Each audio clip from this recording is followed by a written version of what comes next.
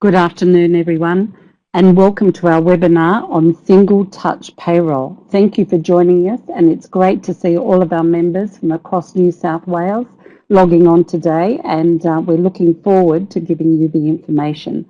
My name is Amanda Curry from the New South Wales Business Chamber, and I will be your moderator today. I am joined for this webinar by Chantel Wayman, Assistant Director of Single Touch Payroll from the Australian Tax Office. Hello, Chantel. Hi, Amanda. Thanks for having me. And welcome to today's webinar. Chantel is going to give you an overview of why Single Touch Payroll is important and how it works. Chantel will also go into some more practical details around end-of-year finalisation processes, what the data will be used for, the ATO's compliant approach, changes for employees, and tips on how to get ready. Importantly, Chantel will also talk about the proposed expansion to smaller employers from 1st of July 2019. If you have any questions today, please submit these via the chat box in the bottom left of your screen. Just take a few moments to familiarise yourself with this. Chantel will try to answer as many questions as we can throughout the session, noting that some of the questions you may have early into the presentation might be covered throughout the session. I will now hand you over to Chantel. Welcome, Chantel. Thank you. And welcome, everyone. It's so great to see such a keen interest in Single Touch Payroll.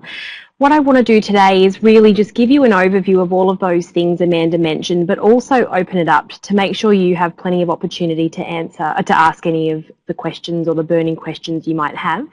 So what I'll try to do is stop here and there to answer some of the questions that I can see popping up, but we'll also have some dedicated time at the end for Q&A. So first of all, I think it's really important for me to set the scene on why Single Touch Payroll is so important and the benefits we're hoping to realise out of Single Touch Payroll. The number one benefit for me is employee entitlements. So you may have heard over the past few months or last year that the government announced there's a $2.8 billion super guarantee gap. So that's $2.8 billion of super that our community won't receive in their retirement stage.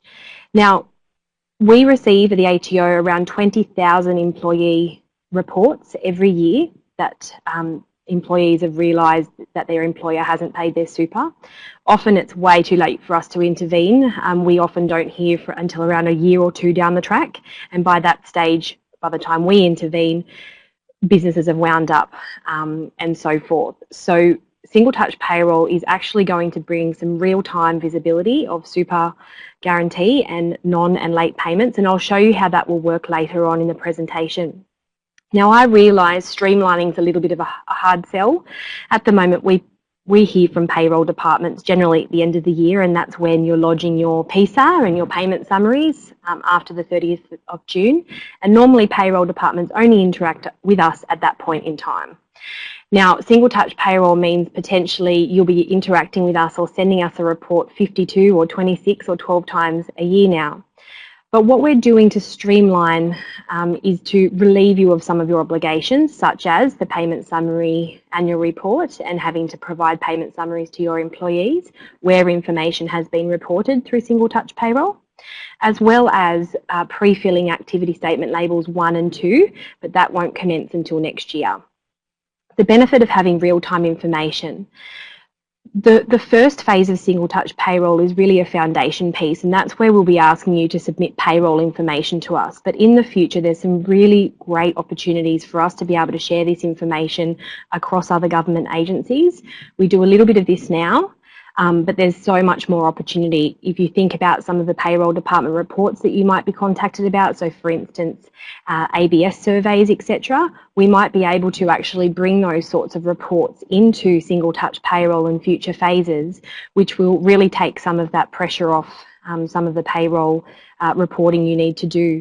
There's opportunity for state payroll tax also in future phases. So what I really want to get across to you today is that we're in our first phase. The first release is the pay event, but there's some really good opportunities in the future in future phases. And of course, lastly, but not least importantly, it's levelling the playing field. We know that most employers are doing the right thing and try to comply, but there are of course always those that don't. And people who don't pay super guarantee for their employees, they're actually getting an unfair competitive advantage out in the market. So what I want to talk to you about now is just a couple of very key points. So from 1 July this year, employers who have 20 or more employees are required to start reporting through single touch payroll. The government did announce that it proposes to extend single touch payroll to employees with 19 or less. That's from 1 July next year, but that's still subject to the passage of legislation. On 1 April, employers needed to do their headcount. Now, it's okay if you haven't already done your headcount. You can do your headcount now, but you need to include the number of employees you had as at 1 April. Now, who do you include? It's the common law meaning of employee, so your full-time, your part-time, your casuals. There is actually some really good information on ATOgov on how to do your headcount, but you would be excluding people like directors, contractors, etc. But have a look at ATO.gov because that has a really good table and shows you how to do your headcount. Payments such as your salary, wages, pay-as-you-go withholding and super information need to be reported to the ATO at the same time you pay your employees. And like I mentioned earlier, where information has been reported through single touch payroll, you will not need to provide payment summaries or that payment summary annual report at the end of the year because you'll have already given us that data progressively through the financial year. What's changing? So what we've tried to do is create a bit of a diagram on how single touch payroll actually works at a very high level. So if you use business management software or payroll software currently, your natural business process would be that you are completing your payroll, issuing payslips, sending a bank file and paying your funds. Now I realise that's at quite a high level, but that just gives you a little bit of an indication of nothing changes in that regard. Your pay cycle does not need to change. You do not need to pay us any more frequently. It's the information that you capture every week or every pay event that we're asking you to send to us. So what's new down the very bottom is that we're asking you to send that salary and wage information, the amounts withheld and the super guarantee liability every pay event. Now you'll need to do that through software and we'll talk a little bit more about software a little later on. The additional step, and this is where the real-time visibility comes for super, is that the funds will now be reporting to us when you've actually made the member's contribution. So you send us what your liability is, the fund will let us know when you've paid it. And that's at a very, very simple high-level explanation, and we can certainly get into some more questions about this a little later on. One of the other features of single touch payroll is employee commencement. Now that will start from 1 July and that will be progressively phased over a couple of different stages. But in a nutshell, what employee commencement does is gives employers the opportunity to invite new employees to complete their onboarding forms, such as their tax file number declaration, super choice forms online. And there's a couple of different solutions there. So for instance, through MyGov, or one of the other phases will be directly through their business management software. But watch this space with employee commencement because we'll certainly be having a lot more information to share as the months move on. How are we actually going to use the data? So all information that gets reported through single touch payroll will actually be available for you as the employer to see through things like the business portal, for instance, and your agents through their registered agent portals. Employees will actually be able to view their tax and super position progressively through the year. So if you imagine the information that's on a pay slip just that relates to salary and wages, when they log into MyGov and access ATO online, they will actually see that information throughout the year. Once you've marked the end of year final submission, which I'll show you how you'll be doing that a little bit later, that information for the employees will actually be directly pre-filled into their tax returns through MyTax. Now, I mentioned earlier W1 and W2 labels on the activity statements will also be pre-filled with the information reported through single touch payroll, but that will start from 1 July next year. And touching on that data sharing again, so we already do some of that data sharing with people like DHS and child support, etc. But it's certainly going to be opening up way more opportunities to be able to do this in much more real time. Because like I mentioned earlier, at the moment, we usually get payroll data about employees at the end of the year. We get a lot of questions about compliance and how closely we're going to be looking at the data, and noting that we've designed single touch payroll with industry. So, you know, certainly the ATO is not a payroll business, we're a tax administrator. And so we've really needed to make sure we're working with industry, working with payroll bureaus, working with payroll experts, many of your industry associations, software developers who we refer to as digital service providers, to make sure that we designed a system that was going to really closely align to your natural business processes. So one of the questions that comes up a lot is, what if I have sent you the year-to-date data and at that point of time the information was correct, but now I've noted that next week I need to fix up an amount. Now, this will happen in all sorts of varying ways. It could be an out-of-cycle payment that you've needed to make to an employee. It could be that you've just noticed an error in some of the data. The best way to do this is just roll this over to your next pay event. So we definitely have not designed this so that you need to go back in retrospect for 3 months, you know, 3 pay events ago, or any of that sort of thing. So what you'll be doing is reporting to us year-to-date totals for each of your employees every pay event. So as long as you recognise you've made, you need to make a correction, and within 14 days correct that at the next pay event, that's fine. Now, we certainly realise that some employers pay monthly, and it is totally okay for you to roll that over to your next monthly pay run. Now, if you wanted to do an update event, you absolutely can do that as well, and that means you can actually just go in and lodge another event. But what we're thinking is that most people will probably roll those sorts of corrections over into the next pay run. I probably won't touch too much on activity statements at the moment, but essentially when W1 and W2 are pre-filled on the activity statement, you would always make sure you're checking that against your payroll records in your software, because that really would be the source of truth. And anything that we pre-fill in W1 and W2 labels, you can absolutely fix those amounts up before lodgement. End of year finalisation, there's quite a lot of interest around this and what you'll actually be doing instead of a payment summary. So basically what will happen is, at the end of the financial year, being 30 June, I realise that payroll departments normally go through a bit of reconciliation, making sure their numbers are all accurate and complete, and issue the payment summary. What you'll be doing at the end of the financial year now is you'll be actually submitting a finalisation declaration. And what that basically means is that you're saying, at this point in time, this information is finalised and I'm happy for this to go out as the payment summary as such. Now, you won't be sending paper payment summaries or electronic payment summaries anymore, because employees will actually be able to access in MyGov and through ATO Online their information, their income statement, and that will replace the payment summary. Once you've done that finalisation, the information will be displayed as tax ready in the employee's MyGov account. And so that means they can be confident that you've finalised it. That's the information that they can use to use their income tax return, to lodge their income tax return, and it will be very clear to employees that that's tax ready. Absolutely be able to do an amendment after finalisation. So we do realise that current processes are that if you need to make an amendment to a payment summary, you can do that, and you can certainly do that with the end of year finalisation process. Essentially what you'll be doing is you'll just be updating it to say it's not finalised and then refinalising it. And we'll have plenty of guidance on how you'll be actually doing these sorts of things. There's an employer guide that's in its final stages of readiness. So that will be available on ATOgov, and that will have all of the how-tos, and obviously recognising as well that different software solutions will have different processes as well.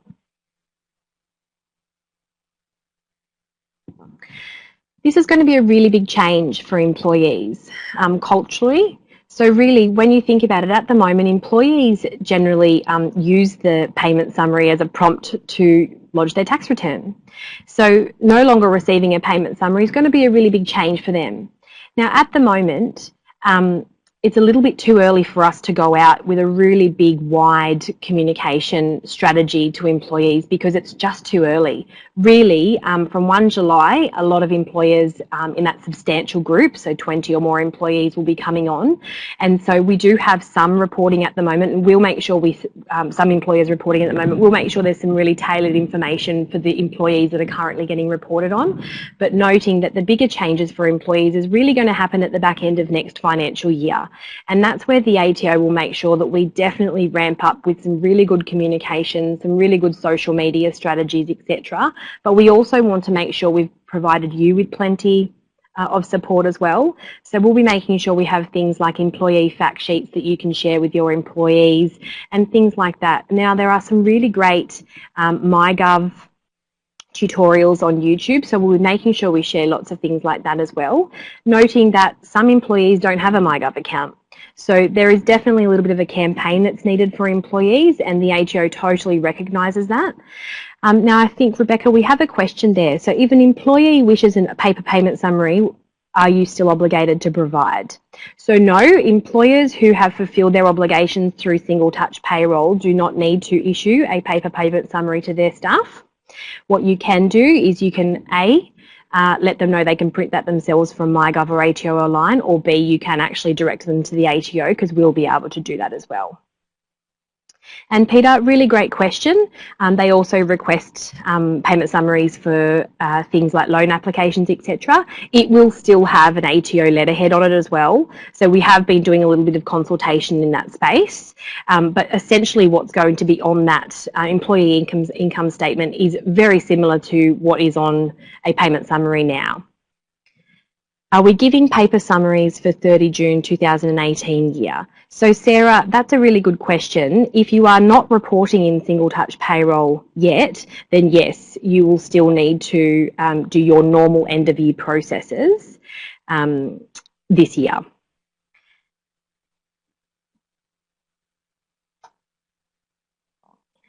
So our approach to compliance. So we are going to be receiving millions upon millions of reports now every single year.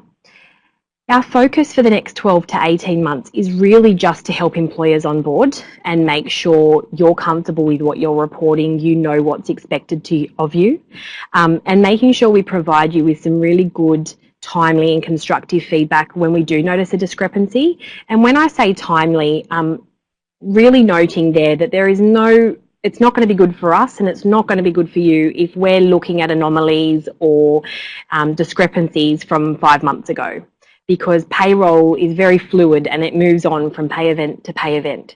So we definitely want to make sure that employers feel confident that we won't be doing that type of retrospective viewing of, analysis of the data. We are already receiving reports from some early adopters, and this has been a really great opportunity for us to look at the data, have a look at what our analytical models are telling us, test some of our compliance treatments, and we'll be learning more as more reports start to come in. We're doing some health checks as well, and there's a range of different things that happen within a health check. But we really want to support employers to get it right early. So I just wanted to sort of run over that approach so that you understand that we're certainly not going to be in the business of checking every single discrepancy. It'll be really the outliers or where there's been a missed report, or, and it might just be that we get in contact via a text, or we might contact the payroll department just to have a chat.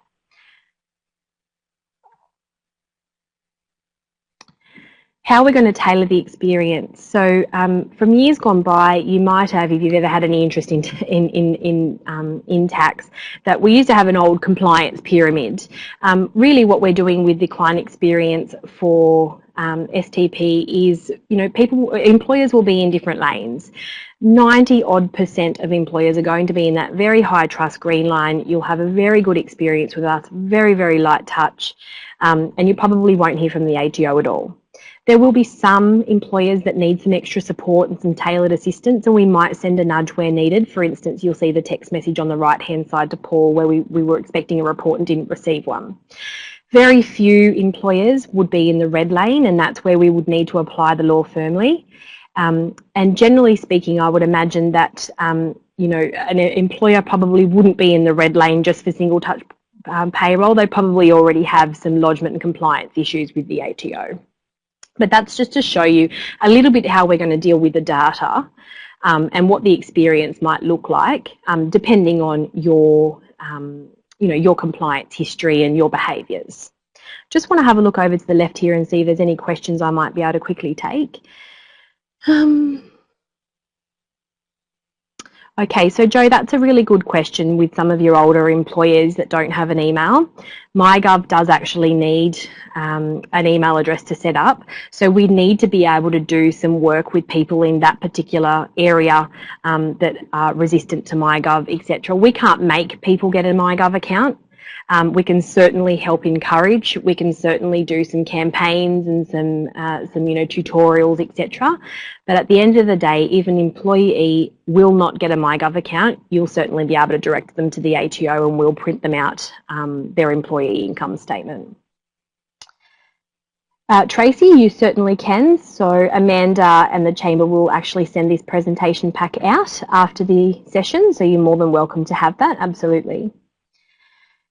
Nicole, a question about the 19 employees or fewer coming on board in 2019. I might hold that one because I've actually got some information to share with you just a little bit later in the pack.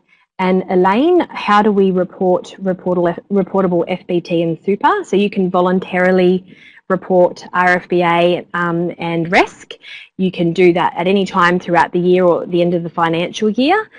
If you do choose to report those two obligations through single touch payroll, again, you'll be relieved of your obligation to provide a payment summary. Deferrals and exemptions. So number one, if you haven't already, I would recommend that you be speaking with your digital service provider or software provider or whoever provides your payroll solution. Some of the question I would be asking them is, when's the product going to be ready? Have you applied for a deferral? Now, we have been working very closely with providers to understand their transition plans, and some of them have actually been coming to us to ask for more time. Most of them have said that they will have a product ready for 1 July, but they need to bring their client base across in sections. And so every business decision from a provider's point of view is different, and they all have different plans on how they're going to bring their clients over. So definitely encouraging you to have a chat if you haven't already. If your product is ready, or perhaps maybe you need some additional time, you can apply for a deferral yourself, and you can do that by visiting ATO.gov.au/STP, and there are some deferral forms available there, and you can actually submit that via the business portal. You can also ask for your tax agent or payroll service provider support there as well. So first and foremost, though, I think that you should be speaking with your digital service providers to check to see whether you're actually already covered by their deferral.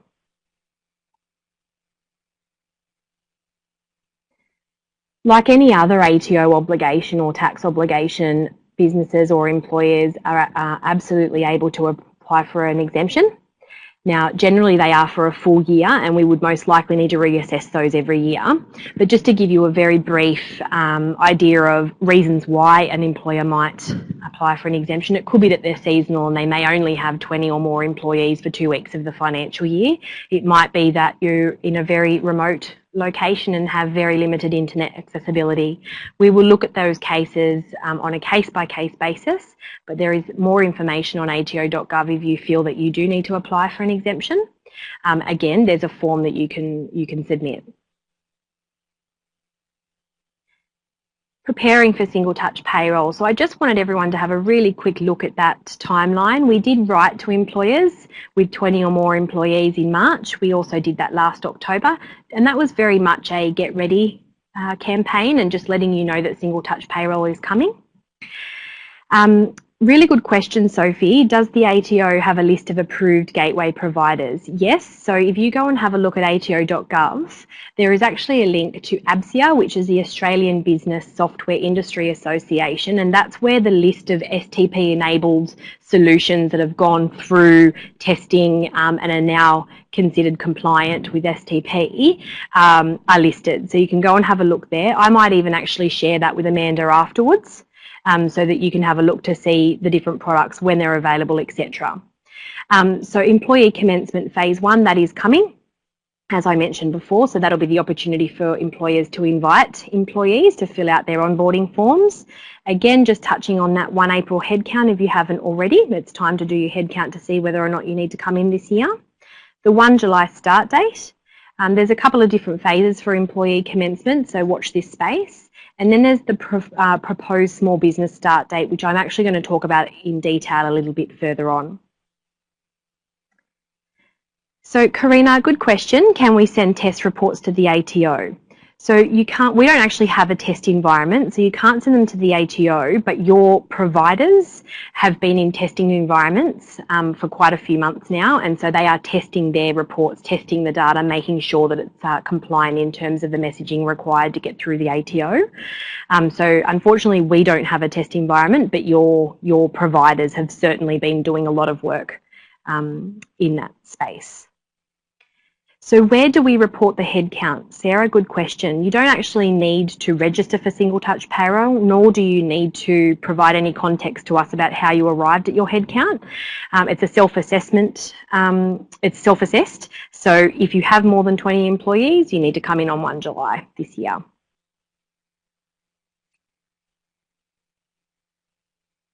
So just to give you a little bit of a progress update, this data is these numbers are actually becoming very out of date by the minute.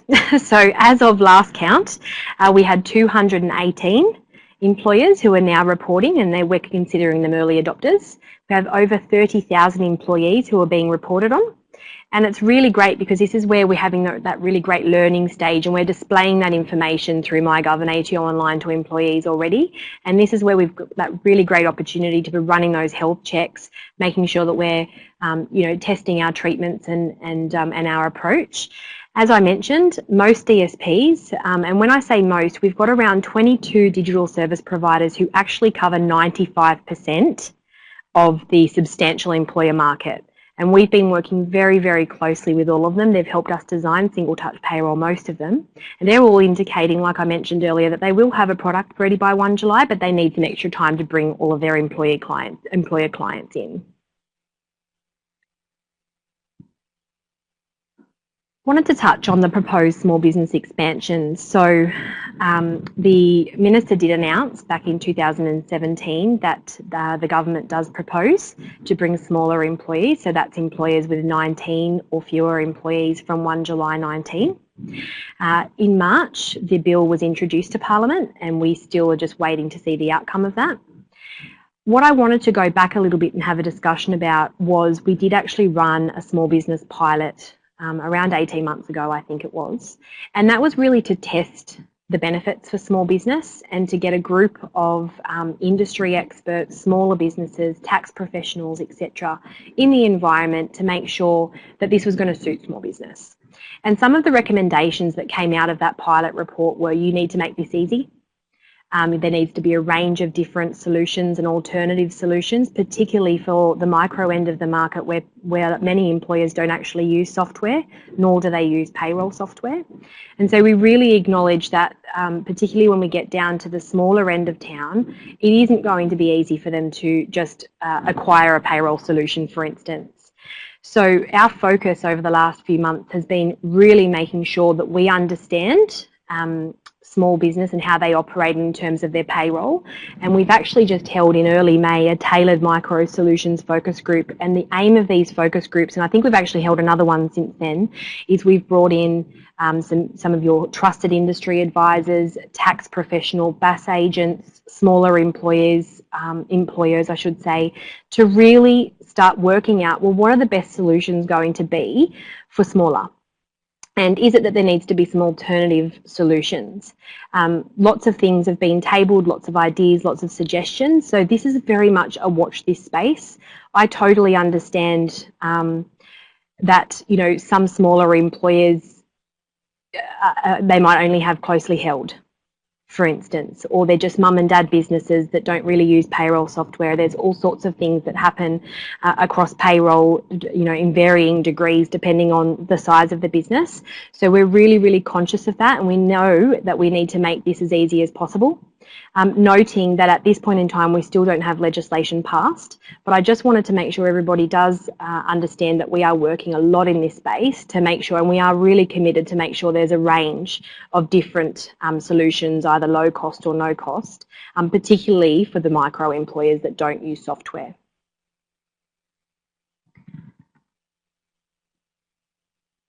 Now we have a checklist. Now these are just some really good tips and hints on what you could be doing now to prepare. First of all, like I mentioned earlier, really important that you're speaking with your provider. When will your product be ready? Do they have a deferred start date? When do they expect to bring you in? And find out what sort of support they might be offering. So actually I was on LinkedIn last night and I saw lots of different webinars and things being held out there by different solution providers for their clients to see, launching their products and how they might work and all of those sorts of things. So really important that you're touching base. Talk to your tax professional as well. They are your trusted advisors. How can they help you prepare? Subscribe to communications. So Amanda was mentioning earlier today that some of her members or the members haven't yet heard from their providers. So is it time maybe that you subscribe to their communications, have a look on their website? Most of those top 22 providers that are covering a large portion of this market have got plenty of information on their websites. They've been writing to their clients as well, but definitely a good opportunity right now to touch base with them. Great opportunity for you to review your current business process. Make sure you're paying your staff correctly. Are your super entitlements being calculated correctly? Do you need to have a look at some of their names and spellings of their addresses and updating their date of birth? A bit of a housekeeping check, I suppose. Now, we've been doing a lot of work in this space in the last couple of months in terms of topic-based webinars as well. So if you wanted to have a look at ATOgov, down the very bottom there's a news and events tab. There's a bunch of webinars and they're short topic-based webinars. I mean, there's one there that you could watch for 5 hours if you really had the time. But what we've really tried to do is cut them down to being topic-based, so that if you wanted to go and have a look at some information on how to do a correction, there's a webinar there. Or if it's you want some more information on deferrals, there's a webinar there as well. So ATO.gov will be your source of truth moving forward. That's where we will be making sure that there's information for you to download. So for instance, the Get Ready checklist, the employer guide when it becomes available. If we hold any more webinars, they'll be located there. But we certainly also want to continue our work with Amanda and people like the Business Chamber, because we know that they are your trusted advisors also. And so if Amanda will have us back, we would absolutely love to continue our work in this space and make sure that you are all receiving the information as you need it. So I think that's probably it in terms of the presentation, but I'm happy if you want to keep on asking some questions, and I will certainly try to answer as many of them as I can. I wonder if I just might scroll up and just see if there's any that I might have missed. So Christine, absolutely. If you still want to provide a payment summary, you definitely can.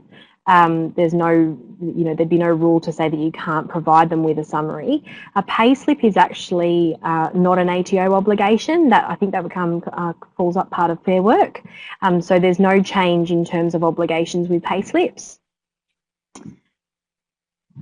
Okay, Erica, if an employee receives benefits, for instance, through Centrelink for childcare, will they still need to estimate their income, or will this be linked and updated? Great question. This is one of the things I was mentioning earlier, that the pay event really is the foundation piece.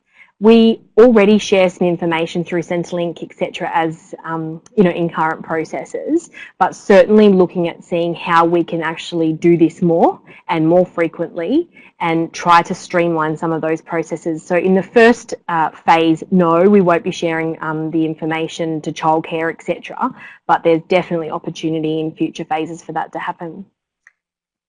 Peter, yeah, definitely take your point with some of the older generation not being tech savvy and not want to join MyGov. Totally understand that, take your point, and that's why the ATO does have a workaround for employees who absolutely will not get a MyGov account.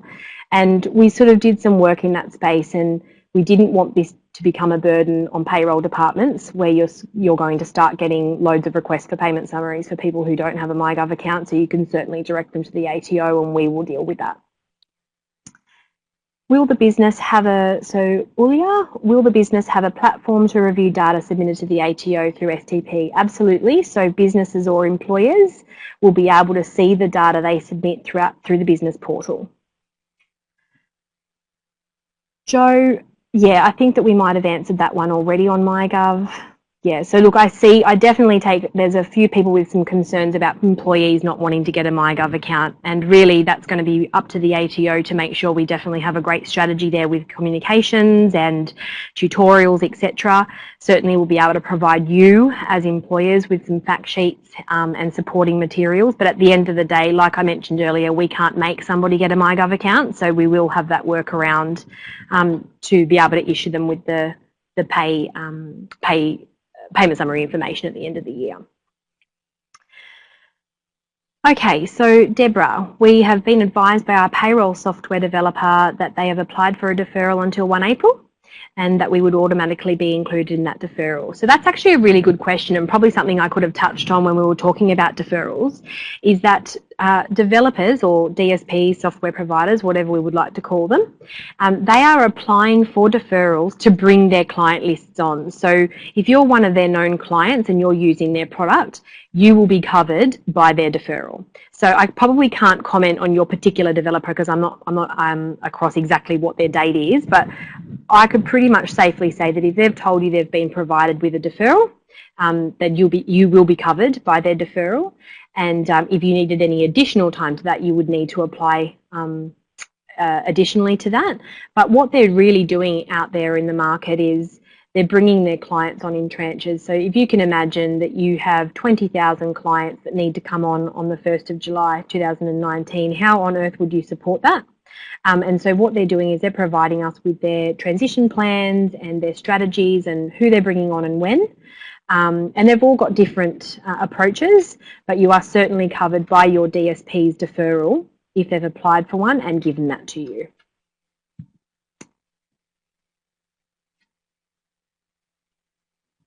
So Nicole, I hope I cleared that up about the 19 or fewer employees. So we do propose that that will be from 1 July 19.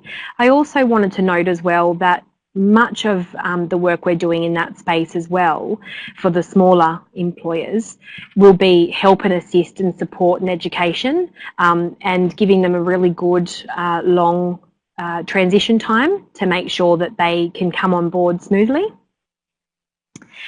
Daniel, good question. Will the single touch payroll be similar to the current practice in New Zealand? So New Zealand's Inland Revenue also have real-time information, so as does the UK. And so we've been able to do a lot of research and learnings from some of the other tax departments' implementations. So that's actually been really good for us to watch and see how they implemented. And I know that the UK had some really big issues about stopping reports from coming in, way too much analysis. They had quite a few backlogs of data checks, etc. So that's where we've been able to say, well, we certainly don't want to give employers that experience with single touch payroll. So there's been some really good watch and learn of how other countries have implemented real-time information. Jenny, so what about FBT that is calculated at the end of FBT year and manually entered onto the employee's payment summaries? How would we need to account or process this? So you can still do whatever practices are that you do at the end of the year, and you can put that in at the end of the financial year as one update. And therefore you would be relieved of the payment summary obligation, but there's definitely some information in the employer guide about what you need to do to actually do that.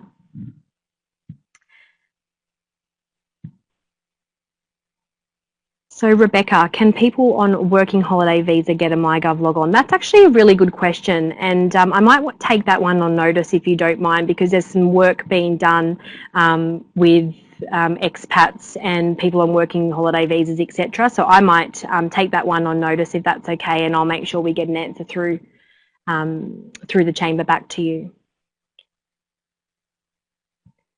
So Christopher, just to confirm, companies will no longer be required to lodge the annual pay-as-you-go report. That's correct. So for information that is reported through single touch payroll, there'll be no need to provide payment summaries to employees, which means you will not have to do the payment summary annual report. There might be some some employers that still need to do a payment summary annual report where there's some information that's outside of the scope. If you wanted to have a look at ATO.gov, it's got all of the payments that are included and all those that are excluded. So there's some things like insurance payments and some things like that that can't be reported through single touch payroll, but certainly go and have a look on ATO.gov and that will tell you what's in scope in terms of payments. But generally anything that's paid through payroll is included. And then there's some other things like I mentioned, insurance payments and some royalties and dividends, etc., that are out of scope for single touch payroll. And some of those require an end of year payment summary and reporting to the ATO. Okay, so Jennifer, does our obligation to STP need to commence with the first pay event of the financial year, or may we commence at some period throughout the financial year? That's actually a really good question, and you can absolutely start reporting through single touch payroll at any point throughout a financial year. And so basically what you would be doing is you would be lodging your first event, whatever date that may be, and you would just be bringing all of your year-to-date totals in with that report, and then you would continue on with your normal pay event, your normal pay cycle. So we probably won't get a massive big bang on the 1st of July because we know that most of those sort of more prominent DSPs are applying for deferrals, and so we will see lots of employers coming in throughout this next financial year. And there's a couple of ways you can do it, but you can certainly bring in a pay event year-to-date totals at any point.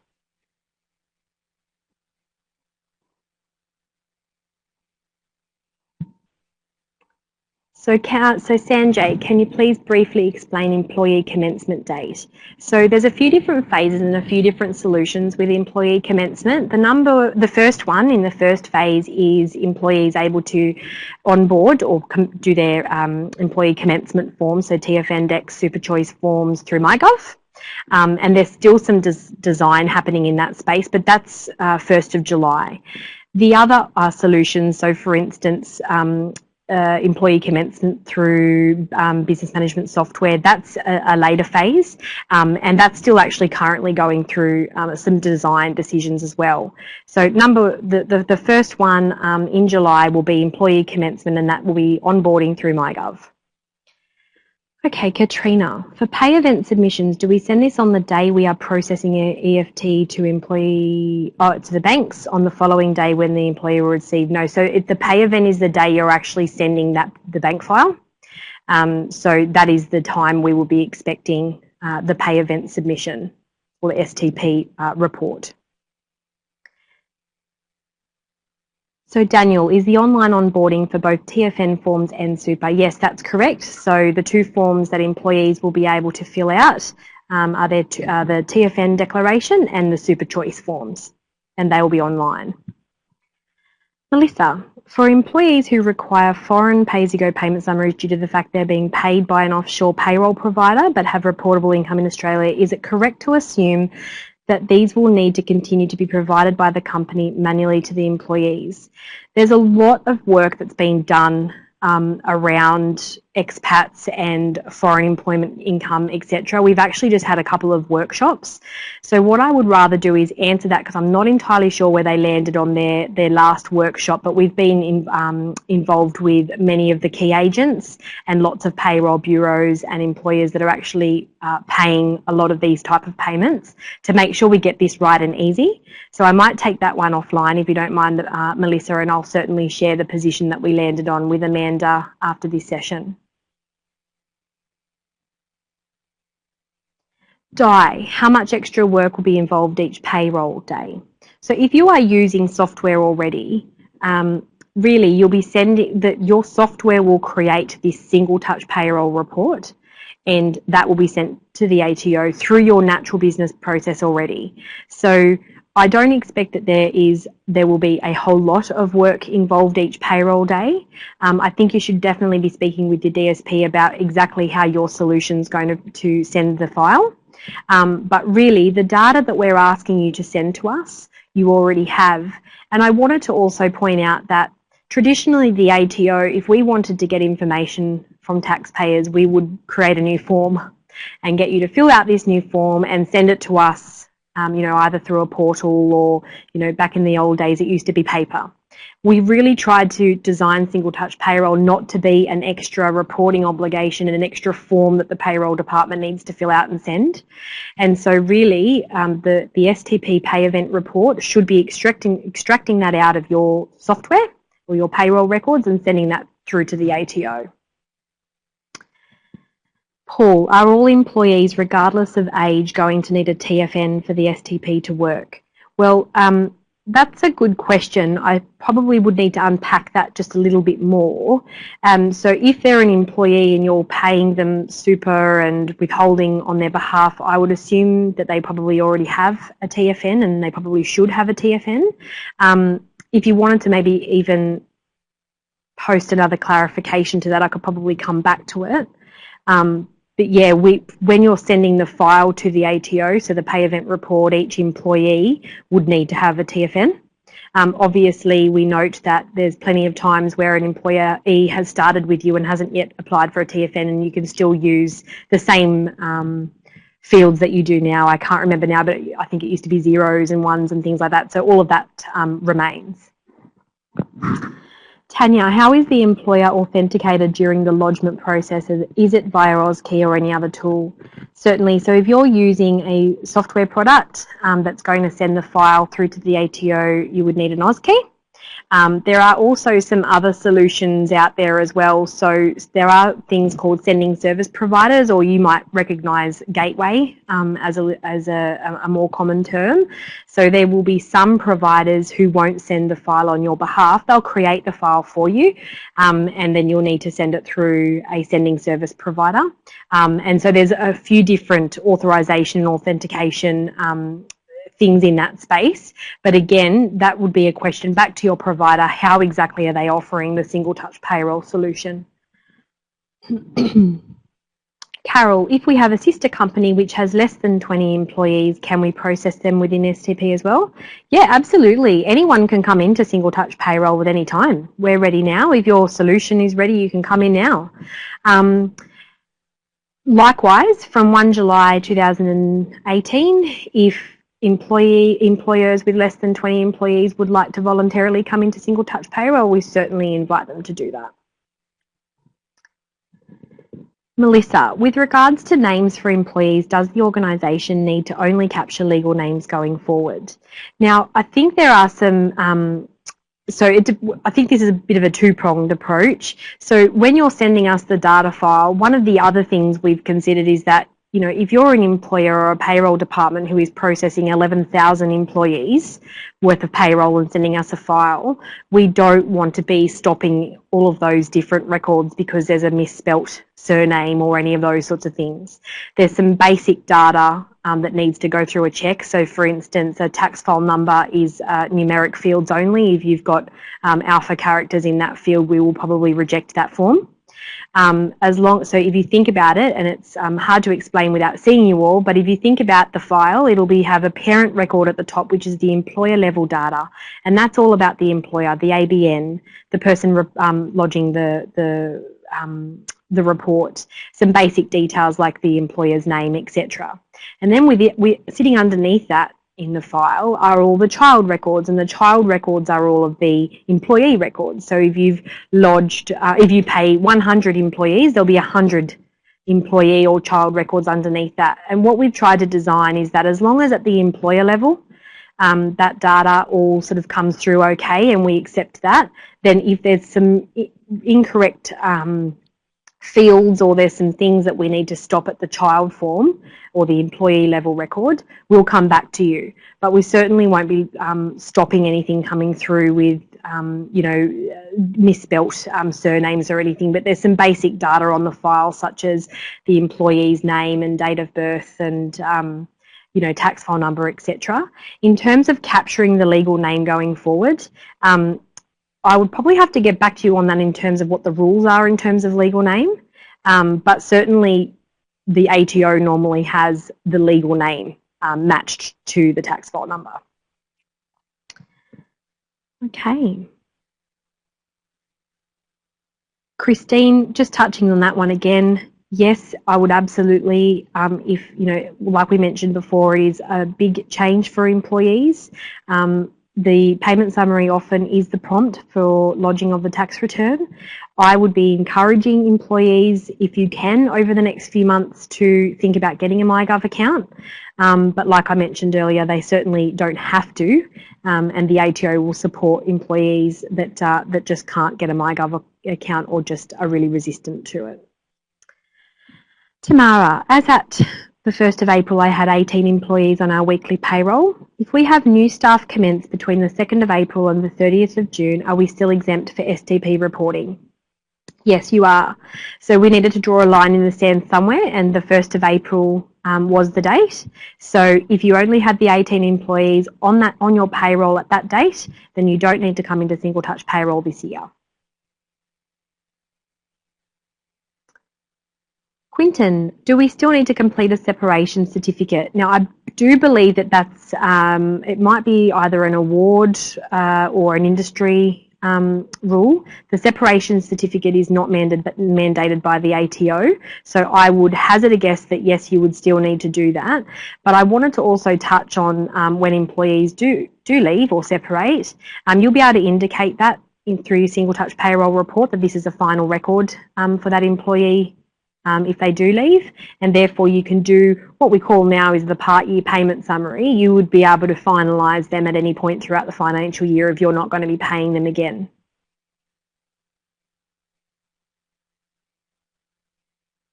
So Sanjay, apart from tax and super, do we submit any staff deductions? So really the file has a bunch of different things on it. There's quite a few fields, if you can imagine. There's ETP, there's allowances, all of that sort of stuff. So whatever is on a payment summary now that you provide, there is a field for that on the SDP report.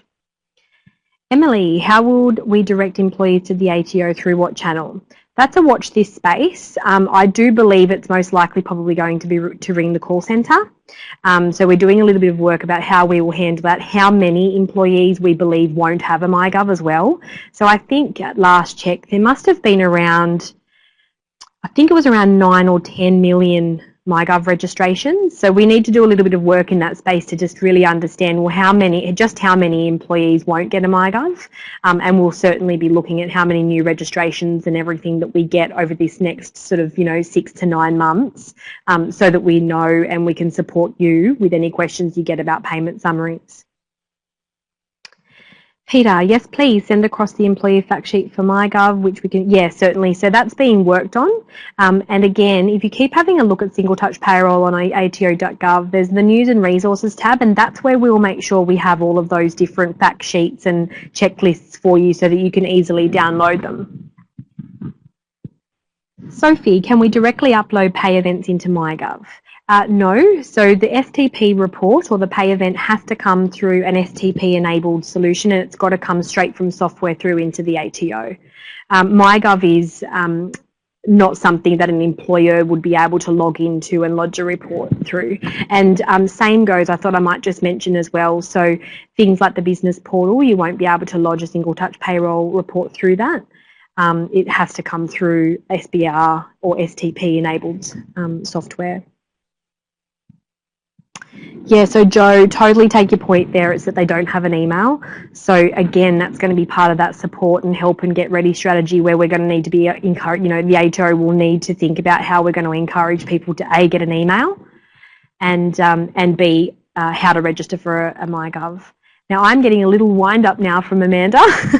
So I might stop talking and hand back over to you, Amanda. Thank you. Thank you. Thank you, everyone. Thank you, Chantel. I mean, she's covered a great deal of information and in depth and got to some specifics. I think if you all don't mind, there'll be an analysis done by Chantel of the questions and some of the answers. When we come back to you with in about 5 days' time, we will have a lot of answers. We'll have a lot of links. You will also have a copy of the PowerPoint presentation. And I think that if you really have some very pertinent questions at the moment, in the next couple of days, could you please go through your account manager or in New South Wales regional areas through your regional manager? Most of them are all logged on today. They're understanding the questions, but I'm sure Chantel will be happy to take those, and those questions will probably be very pertinent to everybody else. We'll look forward to another webinar later on in the year when, as Chantel calls it, watch this space. Just a reminder that if you are unable to attend the live webinar, New South Wales Business Chamber members can access webinars on demand through their login after registering for the webinar.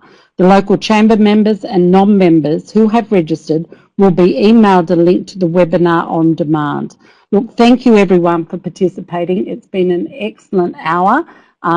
We do need to give Chantel a break and allow everyone to get back to their business, but we will be in touch. And please don't forget, if you have pertinent questions, please get these through to your account managers in the Sydney metropolitan area and or your regional managers, and we'll be happy to answer them when we communicate to you within the next 5 days.